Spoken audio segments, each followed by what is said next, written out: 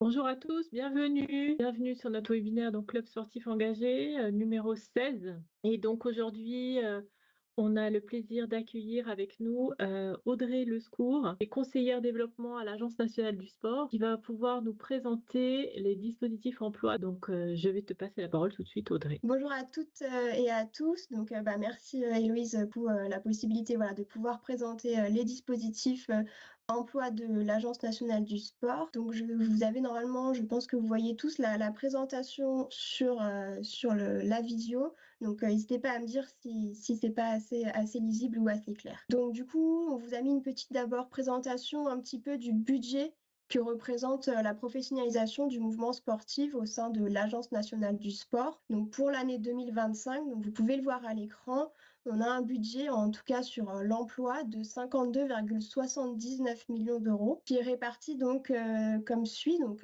à peu près 21,90 millions d'euros pour les crédits engagés antérieurement donc via les conventions pluriannuelles emploi agence, donc ça va être tout le paiement des années 2, des années 3, des emplois qui ont été signés en année N-1. Vous avez également un peu plus de 2,64 millions d'euros pour les crédits engagés antérieurement via les conventions donc là liées au dispositif qui est un dispositif spécifique, donc Campus 2023. Il y a également donc le dispositif des ESS, des éducateurs socio-sportifs. Donc là, ça représente un peu plus de 13,28 millions d'euros pour les crédits engagés antérieurement.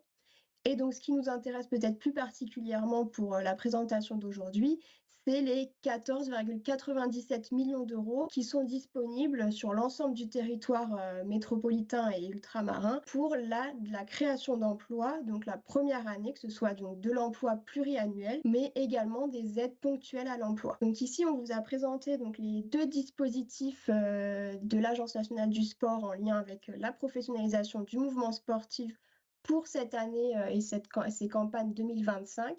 Donc le premier, c'est vraiment le dispositif classique des emplois agences. Donc là, c'est des règles de gestion qui peuvent, donc avec un plafond d'aide de 12 000 euros par an et par emploi, donc pour un emploi à plein temps et pour une année complète, donc à peu près, donc soit 12 mois. Et donc, ces emplois, donc on demande une attention particulière pour les associations sur des créations d'emplois qui comprennent donc des missions de développement en cohérence, donc avec, comme vous pouvez le lire, les déclinaisons donc, territoriales portées par les fédérations dans le cadre de leurs projets sportifs fédéraux, l'animation des équipements sportifs financés au titre du plan 5000 terrains de sport Génération 2024, et également tout ce qui est lié au développement de la pratique à destination de publics prioritaires, donc les femmes, les jeunes filles, les personnes en situation de handicap, et en adéquation donc, avec les enjeux nationaux à fort impact, donc comme la santé, l'éducation, le développement durable, etc. Donc cette aide sur l'emploi agence peut être dégressif, donc c'est 3 fois 12 000 euros maximum, et ça peut très bien être du 12 000 euros, puis 10 000 euros l'année suivante et 8 000 euros l'année 3. Tout ça ça dépendra en fonction de votre projet de développement. Et également, donc le deuxième dispositif, que sont les ESQ territoriaux, donc les emplois sportifs qualifiés parasport. Donc là, c'est une aide qui va jusqu'à 17 600 euros, donc pareil, donc sur 3 ans et par emploi, donc pour un emploi à temps plein pour une année. Donc là, l'aide, contrairement aux emplois agences, elle est non dégressive, donc c'est 17 600 pour 3 ans et par année.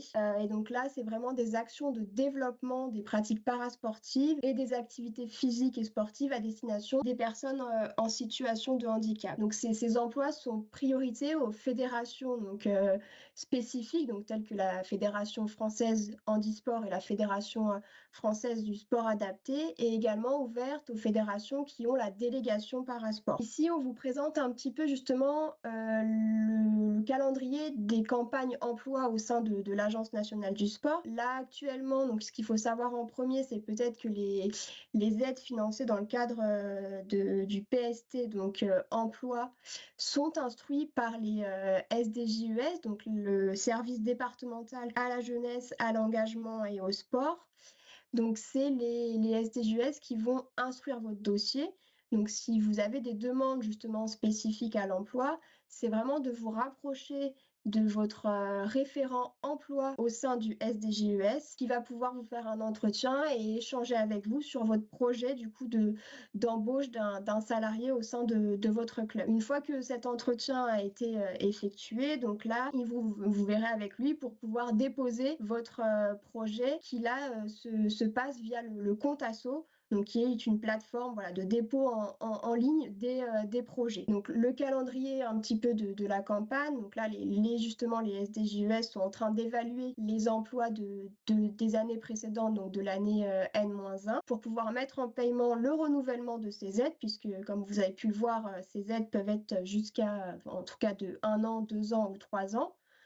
Et donc là, également en parallèle de la mise en paiement de ces emplois en cours, il y a également dans chaque territoire, dans chaque région, une nouvelle campagne pour justement les créations d'emplois. Et donc là, c'est en cours actuellement. Donc en tout cas, pour pouvoir savoir les dates des campagnes des différentes régions, là, il faut pouvoir se rapprocher du coup, comme on l'a dit, au niveau de votre SDJUS qui va pouvoir vous communiquer pour chaque région, puisque chaque région a également une propre note d'orientation. Donc il y a une note de service au niveau de l'Agence nationale du sport, mais chaque territoire également, donc chaque région après décline sur son territoire en fonction de ses enjeux et de ses besoins les différentes priorités. Donc là, c'est pour ça que après, il faut pouvoir se rapprocher de son référent pour pouvoir voir si le projet d'embauche, en tout cas, ou de recrutement d'un salarié est légitime sur le territoire ou non. Donc ensuite, il y a l'instruction des dossiers qui se fait donc via les SDJES. Également à savoir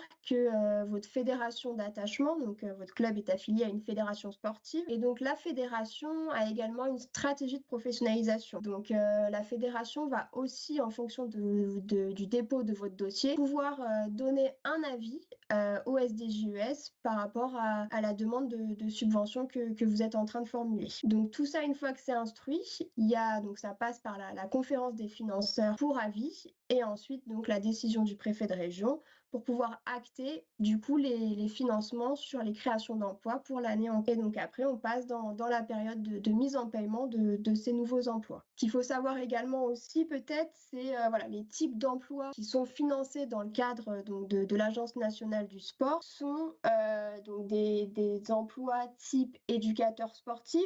Donc là, quand on est sur des emplois d'éducateur sportif, il y a l'obligation pour le salarié qui sera recruté, l'éducateur en question, de détenir la carte professionnelle en cours de validité, hein, c'est le diplôme reconnu par le Code du sport. Donc également, en plus des éducateurs sportifs, on peut financer des types d'agents de développement ou également des agents polyvalents, donc qui sont un petit peu entre les deux, sur une partie un peu éducateur sportif et également agent de développement. Également, ces types d'emplois, c'est des recrutements et des embauches, donc un nouveau salarié, donc une embauche, ou ça peut également être de la consolidation d'un emploi existant, mais sur des contrats type CDI.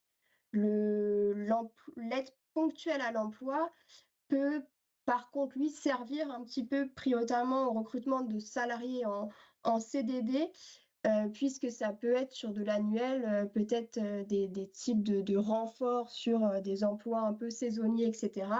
Donc là, il y a la possibilité voilà, de recruter en CDD sur des aides annuelles, mais quand on est sur des dispositifs de convention pluriannuelle sur 2 voire 3 ans, on est de prioriser en tout cas l'embauche en CDI pour le salarié. Également à l'écran, donc là on vous a mis les règles de cumul des aides à la professionnalisation.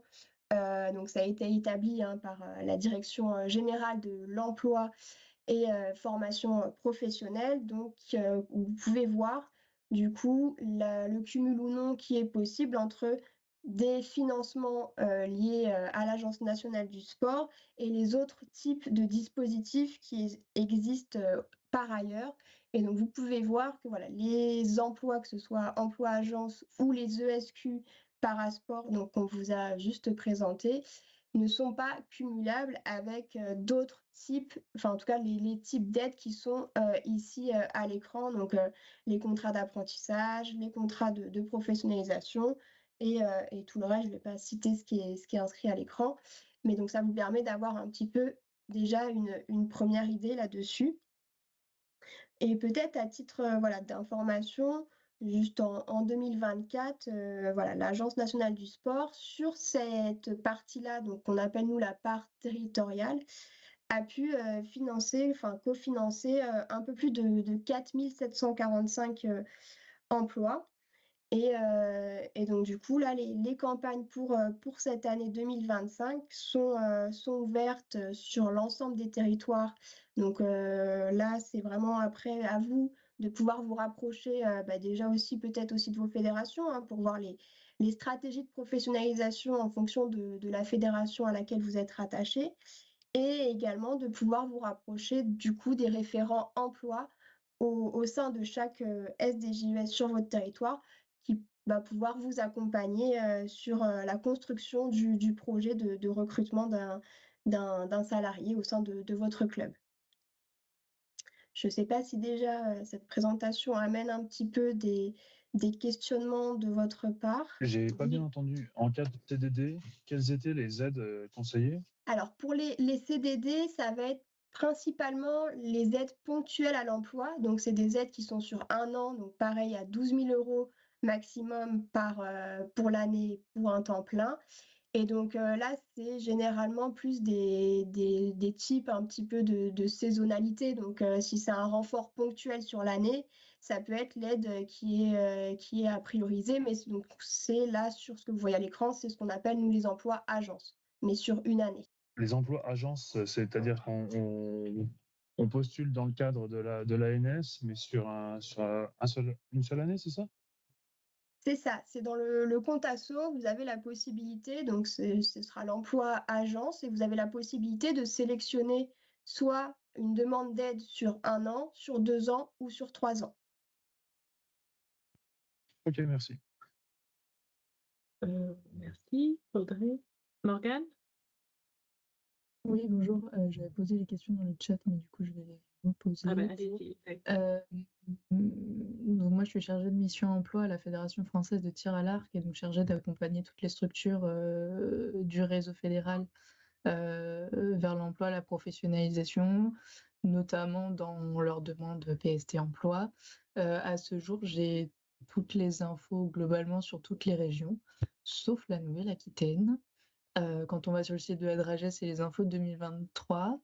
Quand on va sur le site de l'ANS, c'est les infos 2022. Donc voilà, j'ai pas les infos pour 2025. Est-ce qu'il y a quelqu'un éventuellement que je peux contacter ou est-ce qu'à minima vous avez le calendrier à me communiquer? Alors là, je ne l'ai pas de tête, le calendrier de la campagne Nouvelle-Aquitaine, mais on reviendra en tout cas vers vous pour vous le communiquer, tout en sachant que l'Agence nationale du sport a recensé justement sur un calendrier l'ensemble des dates des campagnes pour les régions. Et donc, on était en train de finaliser tout ça pour pouvoir le communiquer, voilà, que ce soit au service au SDJUS et également aux fédérations pour qu'elles aient la vision, notamment pour la partie où vous rentrez l'avis professionnalisation des dossiers déposés par vos structures. D'accord, ce sera envoyé aux fédérations du coup là prochainement. C'est ça. Ok, très bien. Merci. Donc ça, c'était ma première question. Deuxième question, j'en profite tant qu'on est sur cette slide, sur les dispositifs aide unique, contrat de professionnalisation, interdiction de cumul. Il n'y a plus d'aide unique au contrat de professionnalisation depuis le 1er mai 2024. Est-ce que du coup, ça implique que les contrats de professionnalisation sont désormais éligibles sur le PST emploi? La question a déjà été posée au niveau de l'ANS, visiblement c'est en question. Voilà, c'est en débat, mais on n'a toujours pas d'infos. Et là, il y a des PST qui commencent à clôturer, notamment le Centre Val de Loire qui a clôturé lundi. Il y en a qui clôturent ce dimanche et on n'a toujours pas d'infos. Donc pour conseiller les structures, je vous avoue que c'est un petit peu compliqué. Alors, j'ai pas plus d'infos que vous à date. Donc, en tout cas, voilà, je me permets de prendre les questions pour pas non plus, et puis pouvoir revenir en tout cas vers l'ensemble des interlocuteurs après pour donner une réponse là-dessus. Très bien, je vous remercie. Merci Audrey. Tu peux continuer si tu veux en attendant des questions. Alors après moi de mon côté sur la générale, enfin voilà, c'était une présentation un petit peu générale des dispositifs puisque voilà, comme vous le savez, c'est vrai que actuellement, on n'a que, entre guillemets, hein, que ces deux dispositifs maintenant, l'emploi, enfin agence et les ESQ parasport, puisque comme je le disais en préambule, que ce soit le dispositif Campus 2023 ou le dispositif des éducateurs socio-sportifs, il n'y a pas de nouveaux recrutements cette année en 2025 et donc pas de possibilité pour les clubs de pouvoir postuler sur ces dispositifs-là. Ok, merci. Très clair. Est-ce qu'on a d'autres questions dans la salle? Profitez de la présence d'Audrey. Peut-être vous spécifiez qu'effectivement, côté France Travail, cette année, il n'y a plus non plus d'emploi franc. Donc, peut-être certains ont été affectés. Auquel cas, effectivement, il faudra vous retourner vers les dispositifs emploi de l'Agence nationale du sport. Peut-être juste pour compléter également sur quand on parle, voilà, je vous parlais de vous rapprocher de vos référents. Sachez que vous avez les contacts des référents en service départemental, ou que ce soit au niveau de la région, sur le site internet de l'Agence nationale du sport. Donc vous pouvez sélectionner votre région et vous trouverez l'ensemble des référents emploi au sein de chaque territoire. Super.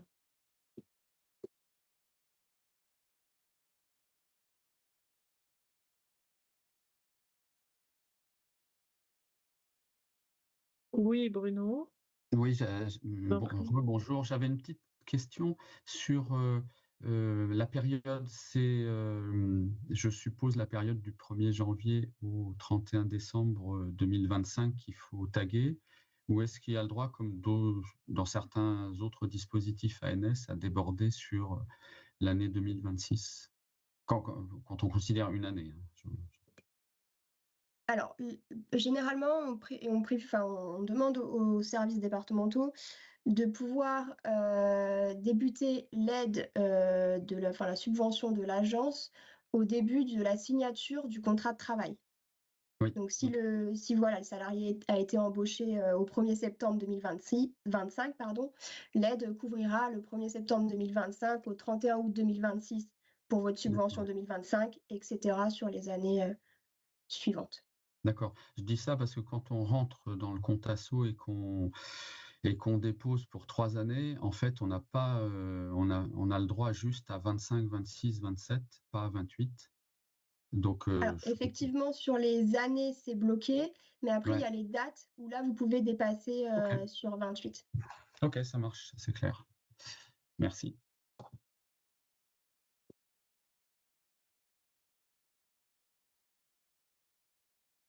Je crois que Morgane a levé la main. Oui, désolée, je rebondis sur la remarque d'Héloïse. Là, du coup, de fait, il n'y a plus d'emploi franc non plus. Donc, s'il n'y a plus d'emploi franc, ce que vous disiez, c'est qu'il faut émarger sur le PST emploi. Donc, la logique, ça devrait être la même chose sur le contrat de professionnalisation. En tout cas, il faut faire la demande. Ouais. Ok, très bien. Dans ce cas-là, il faut conseiller aux structures de faire la demande quand même. Sachant que contrat de professionnalisation, il y en a, c'est des CDI, d'autres, c'est des CDD. Donc là, ça va éventuellement moduler le temps de l'aide, quoi. C'est ça? C'est ça. CDD, Et ce sera puis... sur une aide ponctuelle, et CDI plutôt sur un... Et puis après, ça va surtout aussi dépendre des notes d'orientation de chaque région, parce qu'elles aussi ont des priorités en fonction des besoins de leur territoire. Donc du coup, c'est pour ça que voilà, nous, c'est une note plus au niveau national, mais après, il y a la déclinaison au niveau territorial qu'il faut du coup aller pouvoir vérifier avec chaque structure. Ok. Parce que, oui. Après, les contrats de professionnalisation sont dans aucune note, hein, puisqu'il y avait la règle de non-cumul et que visiblement, ça n'a pas été mis à jour. Très bien, merci. Merci, Audrey. Est-ce qu'on a d'autres questions?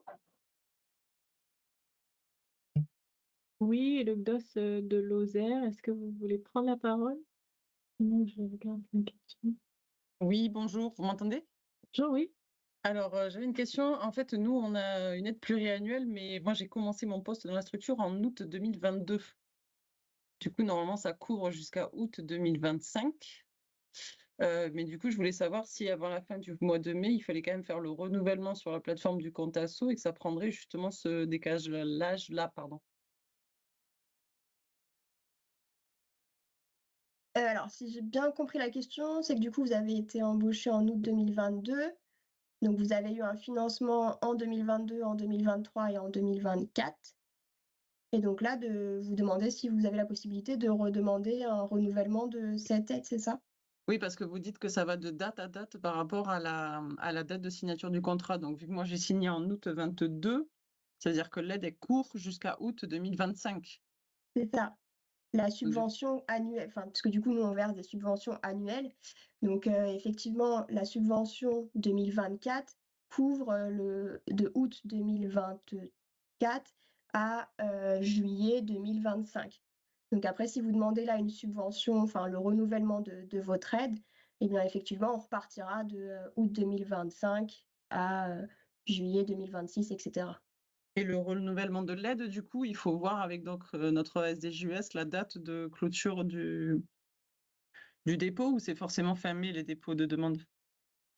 Ça dépend là des dates de campagne de D'accord. chaque région. Donc là, il faut se renseigner auprès de votre région pour voir les dates de campagne. Ok, merci.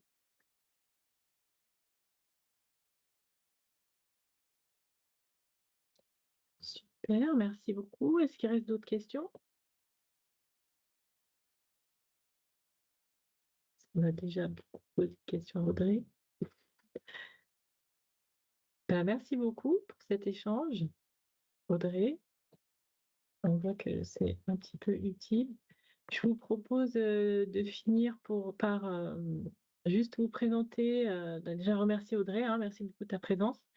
On n'hésitera pas à reproduire ce genre de thématique, ce webinaire sur cette thématique pour pouvoir vous informer des mises à jour, puisque ça évolue, hein, vous l'avez vu.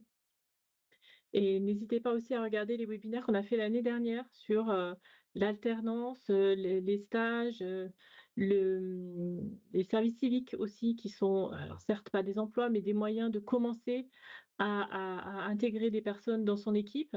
Et aussi sur les GIEC, pardon, excusez-moi, j'ai un trou, avec la groupements FNP. d'employeurs. Merci Audrey.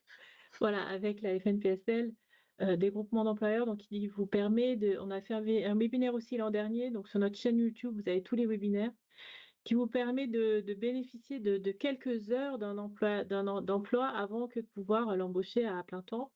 Et donc, typiquement, sur les projets d'insertion par le sport, pourquoi pas commencer à solliciter une personne à temps partiel, qui intervient peut-être dans d'autres clubs aussi, hein, sur le sujet, sachant qu'il y a beaucoup de projets qui peuvent se monter aussi interclub.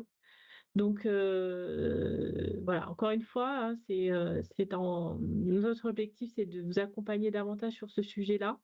Donc on n'hésitera pas à reproduire cette thématique et la compléter aussi avec les évolutions des infos, les dernières infos à jour. Je vous encourage à vous connecter sur les prochaines séquences de nos webinaires. Donc la semaine prochaine, ce sera sur les financements, avec la présentation d'une plateforme de financement créée justement par le ministère des Sports. Et nous aurons ensuite une date supplémentaire le 12 juin avec nos équipes ici chargées de l'inclusion des personnes en situation de handicap, pour vous présenter les dispositifs auxquels les clubs peuvent aussi mener, comme par exemple le Duo Day ou tout ce qui s'anticipe en amont, puisque c'est plutôt dans la période de novembre qu'il y a beaucoup d'activités autour de l'inclusion des personnes en situation de handicap. Donc voilà, une façon pour vous d'avoir quelques idées. Je vous incite à nous suivre sur LinkedIn pour retrouver tous les liens d'inscription au webinaire, les clubs sportifs engagés sur LinkedIn. Et je me permets quand même, avant de terminer cette séquence, de vous partager, si vous n'avez pas été au courant, on vous a envoyé les infos par mail, mais ça n'arrive pas toujours. Nous organisons depuis aujourd'hui donc, et demain en région, et puis au Parc Floral samedi le 17 mai donc, à Paris, le Festival de l'égalité des chances avec donc c'est France Travail et l'association Diversity Days qui l'organisent.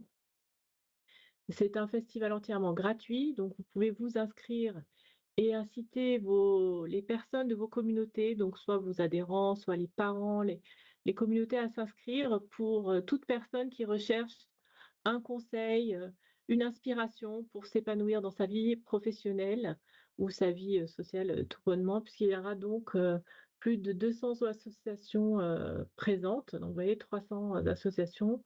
Je vais essayer de vous afficher ici ah non, voilà, la programmation. Les associations, donc il y en a vraiment sur beaucoup de thématiques différentes. L'objectif, c'est que chacun puisse trouver sa place dans la société, hein, vous voyez, avec tout un panel aussi entreprise, donc une scène entreprise, donc pareil, avec des intervenants inspirants.